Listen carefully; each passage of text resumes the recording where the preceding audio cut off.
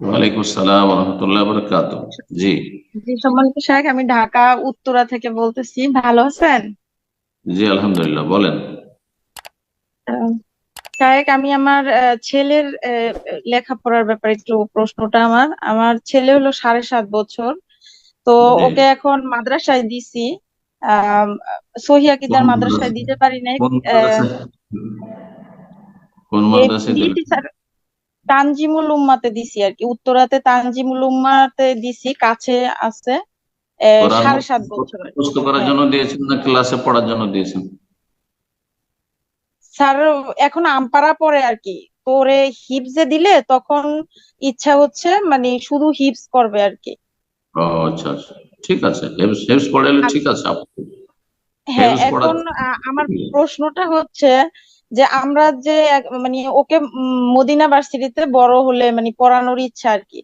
এখন আমি কিভাবে ওকে সামনে আগায় নিতে পারি? আমাদের ইয়াটা কি ঠিক আছে? যেমন সামনে যখন ও নাজেরা শেষ করে মানে হিপস ধরবে, তখন কি আহ, মানে হিপস শুধু রাখবো নাকি জেনারেল রাখতেই হবে মাদানী ভার্সিটিতে যদি আমরা পরবর্তীতে পড়াতে চাই? হেফজের সাথে আমাদের দেশে যে হেফজ খানার পদ্ধতি, পুরনো পদ্ধতি, অবশ্যই এটা অনেকে পরিবর্তন করেছে, জানি না সেখানকার অবস্থা যেখানে আপনার ছেলে আছে। সেটা হচ্ছে যে হেফজও করে যাচ্ছে প্রতিদিন, আর তার সাথে যে এই ছোট ক্লাসগুলো সেগুলো কভার করে যাচ্ছে। তো এতে হচ্ছে হবে কি, যে বয়সটা ল্যাপস হবে না, সময়টা নষ্ট হবে না বেশি।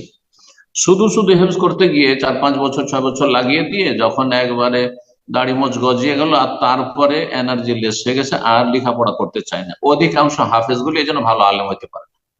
এটা আমার অভিজ্ঞতায় বলছি, ছোট থেকে। কারণ আমরা 9 ভাই, 9 ভাই মাদ্রাসায় লেখাপড়া করেছি। 2 ভাইকে আমরা হেফজখানায় দিয়ে দেখেছি যে তারা অন্যান্য যে ভাইগুলো যে আলেম যে পর্যায়ে হয়েছে সেই পর্যায়ে যেতে পারেনি। এর পিছনে কারণটাই হচ্ছে যে হেফজের তারা যথেষ্ট সময় লাগিয়ে দিয়েছে, আমাদের হেফজখানার সিস্টেমটা ভালো না। তবে যেখানে নতুনত্ব এসছে, ক্লাসও চলছে, আর তারপরে হেফজও চলছে, আর তাড়াতাড়ি 3 বছরের মধ্যে, ম্যাক্সিমাম 2 থেকে 3 বছরের মধ্যে হেফজ শেষ করবে, 5 বছর মোটেই লাগাবে না। আর সময় এতে বেশি যাবে না, আর তারপরে এগিয়ে যাবে, ভালো আলেমও হইতে পারবে আর হাফেজ হইতে পারবে। হাফেজ হয় যদি ভালো আলেম হওয়ার সাথে, তাহলে অনেক ভালো।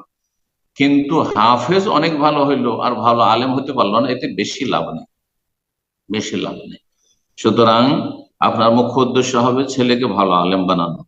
তো মোদি ইউনিভার্সিটি বা সৌদি আরবের ইসলামিক ফ্যাকাল্টি গুলোতে যদি নিয়ে আসতে হয়, তাহলে যেসব মাদ্রাসাগুলি রয়েছে, এখন তো 7.5 বছর বয়স, একটু এগিয়ে যাক, 10-11 পর্যন্ত হেফজটা কমপ্লিট করে নিক, যেন 12-14 না চলে যায়, 12-র ওপরে মোটেই যেন না যায়। আর হেফজ কমপ্লিট হয়েছে, আর প্রাথমিক ক্লাসগুলি ক্লাস 5 পর্যন্ত হয়ে গেছে, সেটা স্কুল মাদ্রাসার মাধ্যমে হোক, যেখানে হোক না কেন, মোটামুটি নিজের ভাষাও জানছে, বাংলাও জানছে, আর প্রাথমিক পর্যায়ের আরবি কিছু লেখাপড়া জানছে।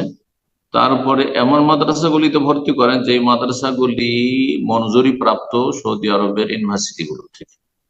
মিরপুরে মাদ্রাসা রয়েছে, মনে হয় দারুস সুন্নাহ যেটির নাম, সেটা রয়েছে। তারপরে আপনার এতে রয়েছে আরো মাদ্রাসা, যাত্রাবাড়ি এতে রয়েছে, উত্তর যাত্রাবাড়িতে মোহাম্মদী আরাবিয়া।